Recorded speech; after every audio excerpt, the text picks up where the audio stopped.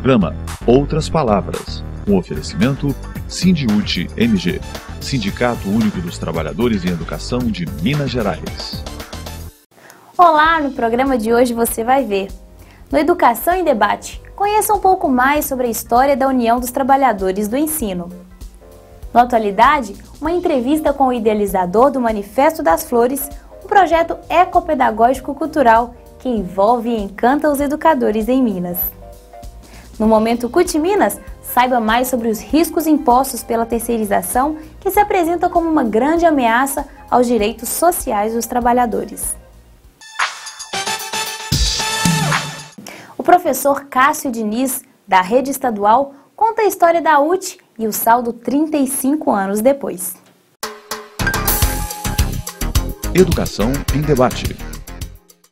Em julho de 2014, o Sindiúti completa 35 anos de história. E é exatamente para conversar sobre essa história que nós convidamos o Cássio Diniz. O Cássio é professor de História da Rede Estadual, dedicou o seu mestrado à história da nossa categoria e também é doutorando em Educação. Cássio, obrigada pela sua participação. Além de todo esse estudo, você tem uma militância importante, você foi um dos fundadores da subsede de Caxambu, do Sindiúti, e é também diretor estadual. Então, agradeço a oportunidade da conversa aqui conosco. Eu que agradeço, Beatriz, pela oportunidade de estar aqui compartilhando com você e com todos os telespectadores sobre o fruto do trabalho de pesquisa da história do nosso sindicato. Bom, então, que história foi essa que se construiu, Cássio? A gente sabe que era o ano de 79, a gente sabe que vivíamos uma ditadura militar, mas nós também sabemos que trabalhadores e trabalhadoras foram protagonistas de uma luta importante que resultou na UTE e depois no Sindiúti. Conta essa história na perspectiva do que você estudou. Então, é exatamente isso. A UTE, a União dos Trabalhadores do Ensino de Minas Gerais, que viria a ser, a partir de 1990, o Sindiúti, ele, na verdade, foi fruto de todo um processo de lutas que começou a se desencadear no Brasil e principalmente em Minas Gerais contra a ditadura civil-militar. Apesar do movimento sindical mineiro, o movimento sindical docente brasileiro já vinha anterior a isso, o ano de 1979 foi um divisor de águas no nosso estado, e principalmente para o movimento sindical docente mineiro, no sentido de que, até então, o fenômeno do sindicalismo era baseado muito no associativismo docente, no qual os professores eles se organizavam a partir de entidades que apontavam mais um caráter que a gente acredita que no final dos anos 70 já não existia. Por exemplo, o caráter missionário, o caráter sacerdotal do professor, mas já nesse período, devido ao avanço do sistema educacional brasileiro, do processo de transformação, da universalização do ensino e dentro do contexto da chamada modernização conservadora do capitalismo no Brasil, a educação se expandiu tanto que o professor ele acabou sofrendo um processo no qual ele começou a ter mais uma identificação enquanto classe trabalhadora. Ou seja, o professor começou a assumir, a partir de sua prática, o caráter classista de sua profissão, mas infelizmente as associações que existiam na época, as entidades representativas, não tinham esse caráter. Isso provocou uma ruptura em 1979. A famosa greve de 1979 teve como objetivo tentar resgatar toda a valorização profissional do docente e também de demais outros profissionais da educação. Aí podemos colocar também o funcionário de escola, o secretário, o servente, até mesmo outros cargos existentes dentro da escola e também nas superintendências, que antigamente eram as chamadas delegacias de ensino, tanto que criou essa ideia de trabalhadores em educação. É um termo que, lógico, não foi consenso geral naquele período, mas foi se firmando a partir de então. A greve de 79, ela foi um marco porque ela não só colocou novamente na rua os trabalhadores de educação, colocou na luta, não só por questões econômicas, corporativistas, mas também no questionamento à ditadura civil-militar. Como consequência de toda essa luta, além dos ganhos imediatos econômicos, houve a criação de uma nova entidade, uma entidade baseada no seu caráter mais classista, combativo, tomando como exemplo as entidades e os modelos de luta típicos da classe trabalhadora, surgindo daí então, no Congresso de 21 e 22 de julho de 1979, a União dos Trabalhadores do Ensino de Minas Gerais. No seu estudo, Cássio, você aponta algumas características de 79, né? Naquele momento não tinha lideranças ainda consolidadas, tem um caráter espontâneo do movimento e existia na época a APPMG e também existia o Simpro, e que nenhuma dessas entidades não quiseram pegar para si essa demanda da greve. Então, a greve aconteceu apesar dessa organização oficial. Naquele período, até 1988, os servidores públicos no Brasil eram proibidos de terem sindicatos. Então, no máximo que ocorria para tentar ter uma forma de organização, os servidores formavam suas associações. No caso de Minas Gerais, surgiu na década de 60 a Associação das Professoras Primárias de Minas Gerais, que com as reformas do sistema educacional brasileiro, adotou o nome de Associação dos Professores Públicos de Minas Gerais. Só que o seu caráter não era de organizar e mobilizar os trabalhadores de educação mineiro com o objetivo das conquistas mais imediatas, econômicas, corporativistas, como também as lutas mais políticas. O objetivo não era esse. O objetivo era baseado num caráter mais missionário e sacerdotal do professor, simplesmente ser um clube, um grêmio, uma associação que juntasse os professores, mas que falassem em nome dos professores, mas sem adotar os instrumentos típicos da classe trabalhadora. Com as transformações que a própria categoria, não só em Minas Gerais, mas no Brasil inteiro, estava tendo, elas não tinham mais essa representatividade. A categoria não se reconhecia mais nessas entidades. Tanto que, quando estourou a greve de 79, que de certo ponto foi espontânea, mas também não podemos esquecer a ação subjetiva de alguns militantes que já vinham do movimento estudantil, outros que vinham da luta armada, apesar do caráter espontâneo, essas entidades, tanto a PPMG quanto o Simpro, que é da rede particular, não assumiram essa luta. Não assumiram porque não queriam liderar um movimento que fazia um enfrentamento com a ditadura. Não só com o governo federal, mas também com os seus representantes estaduais, que na época o governador era Francelino Pereira. E, diante disso, as pessoas tentaram se organizar no calor do momento e essas novas lideranças começaram a surgir no calor do momento. Um exemplo mais claro é do professor Luiz Dulce, que anos depois viria a ter uma carreira política de destaque no país, mas que surgiu a partir da necessidade de construções de lideranças no próprio movimento. Luiz Dulce era uma personalidade que era desconhecida para a categoria em 79. O mais interessante é que na assembleia que ocorreu no dia 12 de maio de 1979, essas novas lideranças que começaram a surgir, imaginavam que a luta ia aparecer mais no setor privado. Tanto que a ideia, nesse momento, era construir uma oposição à direção burocratizada do Simpro. Só que ao convocar essa assembleia, a grande surpresa foi, apareceu mais gente da rede estadual. Então percebeu-se a necessidade de dar um giro político em relação àquele momento e direcionar para a luta da rede estadual, que estava naquele momento muito precarizada. Se a gente pegar os valores, que a gente teve acesso aos documentos da época, nós podemos ver salários que a gente imagina que no passado era melhor, no passado tinha mais os melhores salários, melhores condições de trabalho. Na verdade, existia uma realidade bastante parecida com a nossa. Então, a rede estadual apareceu como o setor da categoria mais propício à luta, com mais revolta, com mais disponibilidade. Tanto que naquela mesma assembleia votou para o início de uma greve, sem organização, sem estruturas sindicais, a partir do 17 de maio, 5 dias depois. Então, a gente tem que destacar também o caráter heróico da categoria, que mesmo sem uma liderança consolidada, foi a luta com o objetivo de melhorar a situação da sua categoria. Bom, Cássio, para finalizarmos, qual é o saldo 35 anos depois? Então, a gente costuma falar que nós observamos a história enquanto um processo. E um processo permeado de contradições, com avanços e retrocessos. Mas o mais importante a gente destacar nos últimos 35 anos é que a categoria docente mineira e a categoria dos trabalhadores da educação de Minas Gerais, a exemplo do que ocorreu em todo o país, sofreu um processo de desenvolvimento da sua consciência de classe. Hoje, muito mais do que naquela época, os professores, os demais trabalhadores, funcionários de escola, elas se reconhecem enquanto classe trabalhadora. Lógico que é um reconhecimento muitas vezes contraditório. Talvez não é expresso em palavras, talvez não é expresso em comportamentos, mas expresso em algumas ações.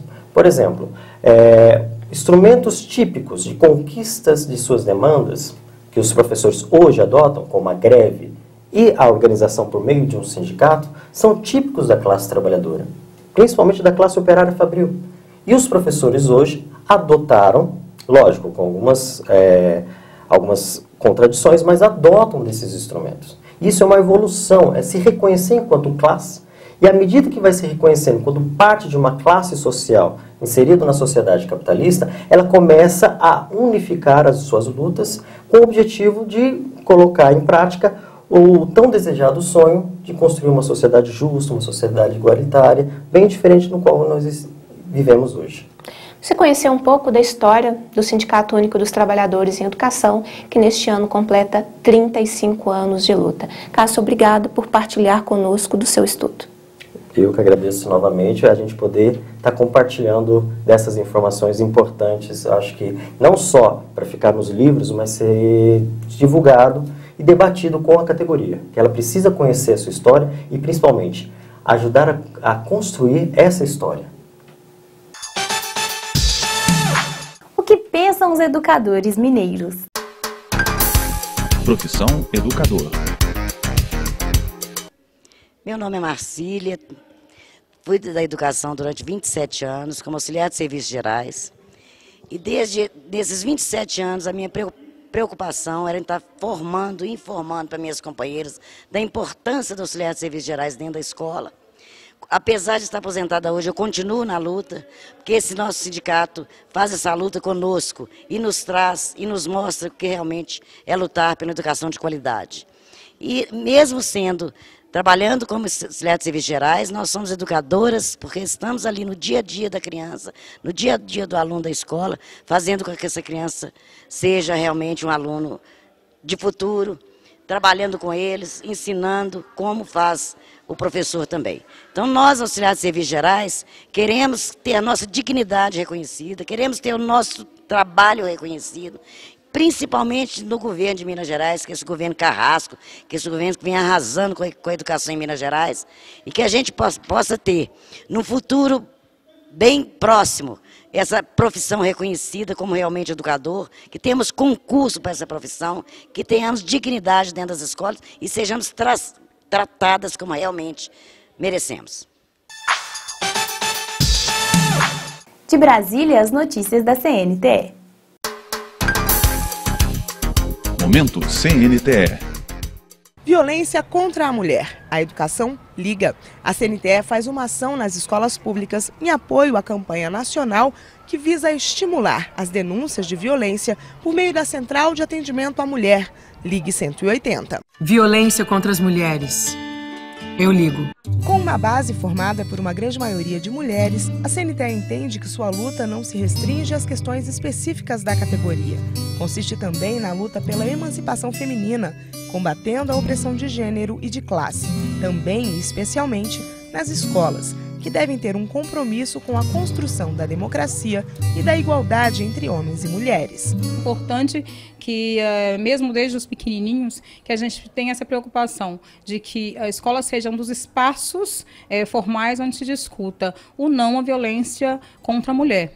E a campanha Eu Ligo, e a educação liga, acho que é importante que a CNTE faça essa grande discussão para que o caminho formal da escola ele possa também apontar para o fim das violências. A partir desse entendimento, a CNTE pretende engrossar as fileiras da campanha Eu Ligo 180, do governo federal.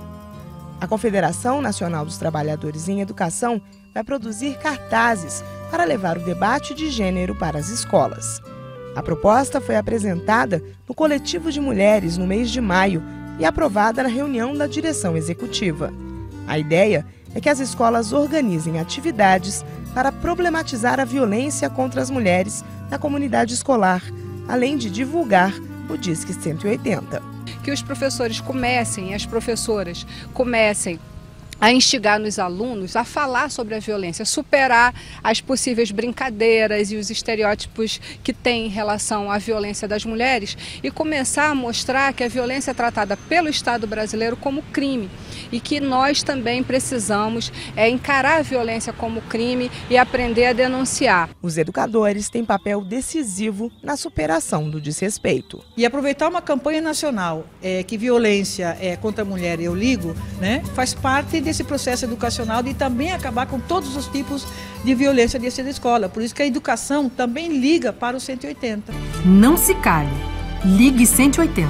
Através dessa Central 24 Horas, você vai receber todo o apoio, informação e encaminhamento que precisa para dar um basta nesses crimes. Ligue 180 e use a sua voz para fazer justiça. O Brasil está ao seu lado nesta luta. O Atualidade recebe hoje o professor, ecologista e artista plástico Severino Iabá, idealizador de projetos ecopedagógicos e culturais, entre eles o Manifesto das Flores. Atualidade. Hoje estamos recebendo aqui em nosso quadro o educador Severino Iabá. Ele também é professor, poeta, artista plástico e está comemorando nesse ano, junto com sua equipe e os colaboradores, 10 anos do projeto Manifesto das Flores. O que é esse projeto, Severino? O projeto Manifesto das Flores é um projeto de arte pública, né, de intervenção na dinâmica, de inserção e intervenção nas dinâmicas sociais, cultural e ambiental das várias cidades do mundo. Então vocês atuam com a comunidade dos alunos, né, daquela determinada escola, mas envolve também os familiares, vizinhos? O projeto, ele tem, né, a sua origem, né, na pedagogia da esperança, na pedagogia da terra, e nasceu muito da minha relação com a terra, né, na minha infância, e essa relação intensa com o pedagógico da escola, né, a realidade da escola. Então, o projeto Manifesto das Flores, lançado em 2003, ele surge nessa dinâmica de uma cidade em que as escolas, talvez nas escolas daqui da região metropolitana de Belo Horizonte, uma grande violência, né, nas escolas. Ao mesmo tempo em que estava acontecendo a guerra do Iraque. Né? Então, eu como artista, preocupado, né, com a falta de descuidado, né, que talvez nós vivemos a cultura do descuido nos nossos tempos, então a gente tem um sujeito que cada vez mais se torna mais violento, né? E aí a gente pensou a apresentar para a sociedade e para as escolas e para os artistas da cidade um projeto em que eles pudessem passar as pessoas, os alunos, os estudantes e educadores, pudessem passar por um processo de criação de rosas de papel crepom, e discutíssemos a questão da violência nesse processo e tivesse um momento de celebrar isso também, celebrar a esperança, né, de uma cidade melhor, de uma cidade mais bela, mais sustentável, plantando essas rosas na cidade. E aí foi quando nós plantamos no Parque das Mangabeiras as 50 mil rosas que representavam, naquela época, as 50 mil pessoas que eram assassinadas no Brasil. Sim. Severino, eu sei que um dos desdobramentos desse projeto Manifesto das Flores é o Boi Rosado, que tem esse nome em homenagem ao escritor Guimarães Rosa. Então, essa junção de educação, cultura, natureza, cuidado, isso dá resultado? Os alunos se envolvem? Isso muda a vida dessas pessoas? Todo projeto em que você, como artista, ou você como professor, você valoriza o sujeito que participa dele, você valoriza o processo, né, de criação, você valoriza a relação que se trava naquele momento, por exemplo, que as crianças estão confeccionando uma rosa, né? Isso possibilita mudança significativa, só no fato da pessoa participar de um processo. E é um processo de reflexão. De reflexão, e que passa pelo fazer. Não uma reflexão só, mas uma reflexão que as pessoas pensem ao mesmo tempo estar fazendo alguma coisa para mudar a sua realidade. Então, isso foi muito bacana. Então, todo o processo vivido pelo artista ou por qualquer sujeito que tenha consciência de que o processo é algo importante, não só o resultado, não só o produto do qual foi? Qual foi o produto nosso? Foi a criação de uma gigantesca instalação.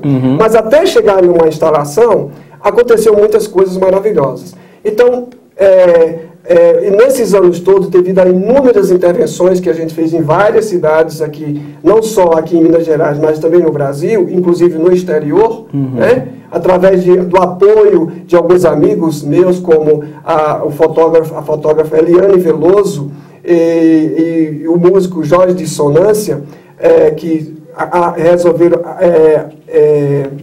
junto comigo, dar continuidade do projeto. Isso fez, nos últimos anos, acontecer vários desdobramentos. Sim. Desculpe te interromper, que o nosso tempo já está esgotando. Eu sei que você já tem uma atividade programada agora para agosto, né? O que vai ser? Em agosto agora, no dia 22 de agosto, no Centro Cultural UFMG, nós estaremos realizando a comemoração dos 10 anos do projeto e a volta do Boi Rosado, que é um foguete popular e que nessa exposição também estará fazendo o seu retorno, que foi um dos desdobramentos do projeto. Ok, vocês vão distribuir flores também, que é o dia do folclore, né? Não só flores para os visitantes, mas também estamos convidando a todos a participar dessa exposição, confeccionando uma rosa de papel crepom com um pequeno manifesto, né, para compor uma das obras de arte da nossa exposição. Obrigado, Severino. Até a próxima. Tire sua dúvida com o Departamento Jurídico. Tira dúvidas.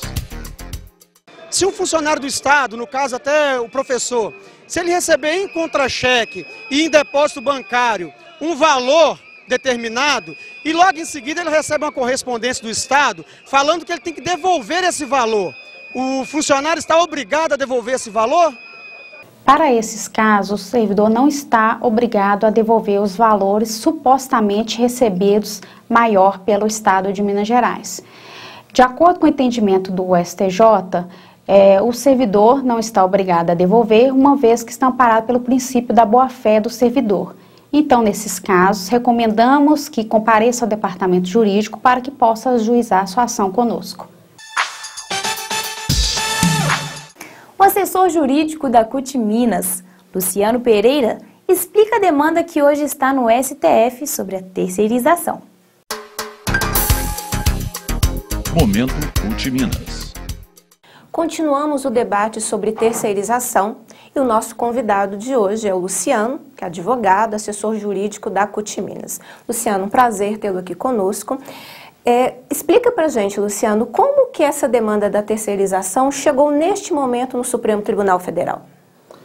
Bom, há mais de 20 anos, o Supremo Tribunal Federal tem uma posição firmada em relação a essa matéria da terceirização, entendendo que não se trata de matéria que envolve análise constitucional e que, portanto, não mereceria a apreciação por parte do STF em relação aos eventuais recursos que vêm da Justiça do Trabalho. O que nós tivemos recentemente foi uma mudança de posição do STF, entendendo que há uma discussão direta de violação da Constituição Federal e que, portanto, haveria uma repercussão geral num recurso em que se discute terceirização e, dessa forma, o Supremo vai apreciar uma matéria que até então vinha sendo apreciada até o Tribunal Superior do Trabalho, que é a última instância da Justiça do Trabalho. Quais os riscos que nós corremos diante dessa situação? Bom, nós estamos hoje diante de uma grande ameaça de retrocesso nos direitos sociais dos trabalhadores, consagrados constitucionalmente, uma vez que, se for levado a julgamento essa matéria no Supremo e entender o Supremo diferentemente do que vem entendendo a Justiça do Trabalho, firmado em jurisprudência há mais de 2 décadas no Tribunal Superior do Trabalho, que a terceirização ela pode se dar em qualquer esfera, seja na atividade fim da empresa, seja na atividade meio, o risco que nós corremos é de que se promova uma quebra das garantias constitucionais que os trabalhadores têm, digamos, uma legitimação da precarização das condições de trabalho às quais os trabalhadores terceirizados são submetidos. Nós temos, ao longo das últimas 2 décadas, percebido de forma clara que o processo de terceirização por parte das empresas é um mecanismo de desoneração das empresas em relação às suas obrigações trabalhistas, transferindo para terceiros essas obrigações, e isso se dá num quadro de precarização das condições de trabalho, de redução de salários, de submissão a cargas horárias mais extensas, descumprimento de normas de saúde e segurança, e digamos, uma redução enorme da efetividade dos direitos dos trabalhadores. Dessa forma, legitimar esse tipo de conduta seria colocar em risco aquelas garantias que constitucionalmente nós temos hoje na nossa lei maior, consolidada desde 1988. Para a gente finalizar, na sua opinião, o que pode ser feito diante dessa situação que ela é muito grave para todos os trabalhadores? Antes de mais nada, é preciso envolver a sociedade nessa discussão.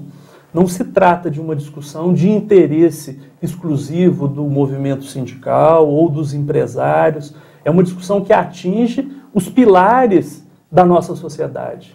A Constituição Federal ela tem como um dos seus fundamentos o valor do trabalho, o valor social do trabalho. E essa questão está em jogo e, portanto, permitir que uma discussão como essa se dê entre 4 paredes, sem a participação da sociedade, sem que a sociedade tenha condição de compreender a grandeza desse debate que está sendo feito e como que isso está diretamente vinculado aos pilares da nossa sociedade. Quer dizer, hoje está em jogo a oposição da livre iniciativa ao valor social do trabalho.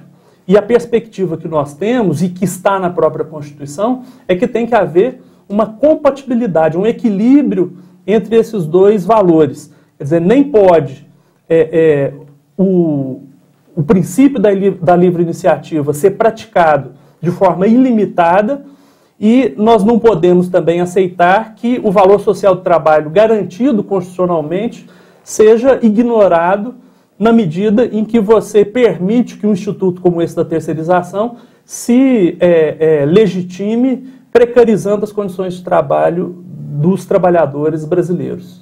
Agradecemos, Luciano, a sua participação e fazemos o convite para que no próximo programa você continue conosco discutindo esse assunto que é tão sério para a classe trabalhadora e para a sociedade. Para finalizar, fique agora com o quadro de humor. Minha mãe está se vestindo para dar aula.